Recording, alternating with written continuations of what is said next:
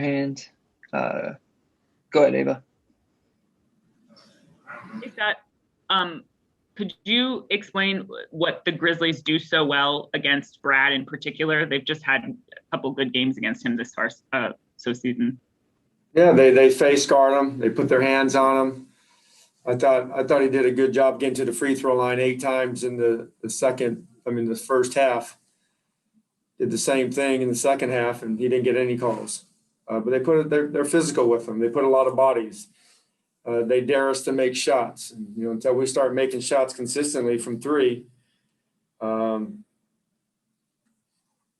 they're gonna put a lot of bodies around him. He's a good player. He's one of the best players in the league. And but he missed some shots that he normally would make. But I think a couple of things have to happen. We got to do a better job of screening, and then we're gonna have to do a better job of making some shots, kind of loosen up the defense because they're putting a lot of eyeballs on him.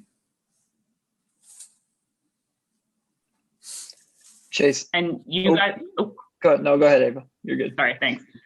You guys have had a couple successful games where you've been able to come out strong at the beginning. What do you feel like you can take from those games that you need to replicate or need to kind of drill down a little bit to avoid the slow first starts? Yeah, we gotta get back in transition. I mean, this team was scoring in the paint just about every time in that first quarter. I don't even know how many paint points they had at halftime. Probably about, I think, 38 or 40, if I can remember correct. We have to be able to get back in transition. This is it's a problem. When we have a bad slow start, we're either 2 things happen. We're either turning the ball over, or we're not making shots and getting back in defense and putting our heads down when our shot doesn't go in. And tonight they were getting rebounds and just running. We didn't make any shots early on. I thought we made some at the very end and made it somewhat respectable 9-point deficit after that first quarter. But we changed. I thought Troy gave us great minutes in that second quarter. He changed the game. Those 3 or 4 minutes, I thought we were being more physical. They weren't getting all the paint touches, and then we were getting opportunities to score off of their missed shots. And then third quarter we did the same, and then we took some bad shots I think we went up 2, and then we took some bad shots and we gave them leak outs. They must have had 7 or 8 layups in transition. It's hard to overcome on the road, at home. Doesn't matter where you are in the park. In the summer league, if you're not back in transition, you're giving up layups and 3 guys are attacking 1 and 2 guys. You're not going to have success. Chase. Scott, you guys have made strides with rebounding this year, and you've been pretty good overall at preventing points in the paint. Why was tonight so different in both areas? Well, Valanciunas is a handful. He's a good player. I've said it before the game. I told our team he's an underrated player. He's really good, and he does so many good things for them. Not only does he do the obvious things, the subtle things that he does, the timing of the screens, his weak side help, knowing that when you can be in the lane, 3 or 4 seconds, the referees aren't going to call those. They can't call those, and he understands that as well as anybody. And then he was physical. He was getting anything he wanted. And we gotta, if he's bigger like Mo, if he's bigger than Mo was letting him hit him first and putting him underneath the basket. He has to use his quickness. He didn't do a good job throughout the game tonight. And you mentioned Troy had some good minutes for you. What do you think about his secondary playmaking? We've talked about his passing when he's a point guard and trying to apply that when he's not the point guard.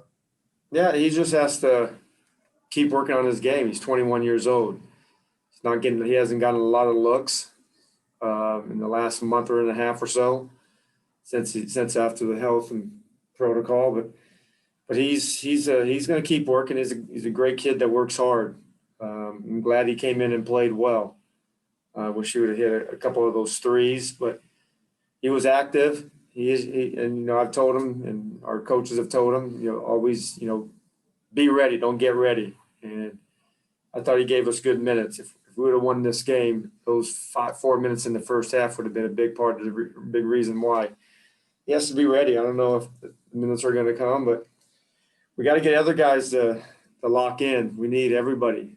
It's in we got a tough stretch of games here. We can't win with 1 or 2 guys, 3 guys. We need all 15 guys mentally, physically, emotionally. We got to control our emotions. We can't keep getting these technical fouls. Yeah, but we got to play much better than we did tonight. Fred. Hey, Scott. I know it's obviously nitpicky with the way that he's scored this year, but the one thing that Brad hasn't been super efficient at this year is threes. Is there anything specific you see with his 3-point shooting that's bogged it down kind of unconventionally by his standards? No, I mean, I think I'm hoping that it all just kind of levels out. I believe in Brad's work. I've seen it now for 5 years. He's Groundhog Day. He just comes in and does his job, does his pre-practice work, post-practice, pre-game work. He's very consistent. He's not going to change that, and he shouldn't. He's had success. I believe in his work, and I can't wait to see it, take shape. He's going to have a month where he's shooting 65% from 3, and I'm looking forward to seeing that. And we're going to have a couple of guys shoot the ball better as well. But Brad does so many great things. If he ends up shooting, 35% from 3, that's nothing. It's nothing. I mean, that is, splitting hairs there. But I still feel that he's going to get hot and he's going to have a month that he doesn't miss anything. All right, we'll finish up with Neil. Hey, Scott, you alluded to it already with the 27 fast break points that Memphis had.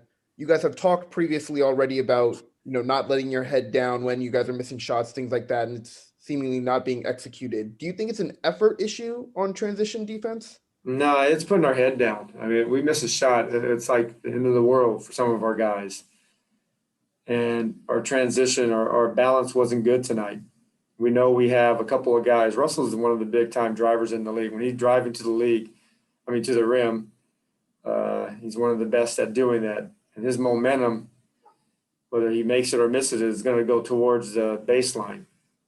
And we talked about that. We got to get guys sprinting back. Those first 3 steps are sprints. And I thought we were waiting too long to see if it's a made or a miss. If he's not passing, you got to space out. If he's not passing, you got to get back. And we didn't do that. We did not do that. It was a dunk fest there for a second. We're going to get better soon. We've got a tough stretch of games coming up, and we got to be able to do a better job of, we took care of the basketball. Last game we played them, we didn't take care of the basketball. We didn't shoot the ball well, but we didn't get back in transition as well. I thought they had more than 26. I think you said that. It was more like 40, and the way we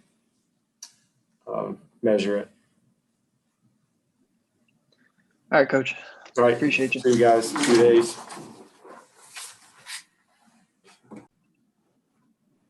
Troy, I got to start with a non-basketball question and just ask how Dex is doing. Nah, he's all right. He came home, so he's safe and happy with the fam again. So we're all good. I appreciate you checking on him. Can you tell us what that entire experience was like for you and getting him back and just what those emotions were like? I think it's very nerve-wracking. I don't think a lot of people put emphasis on how much people value their pets and stuff like that. And I have Dex registered as an emotional support dog. So, it was a very big deal for me. I definitely was hold everything. I got to go find my dog. So.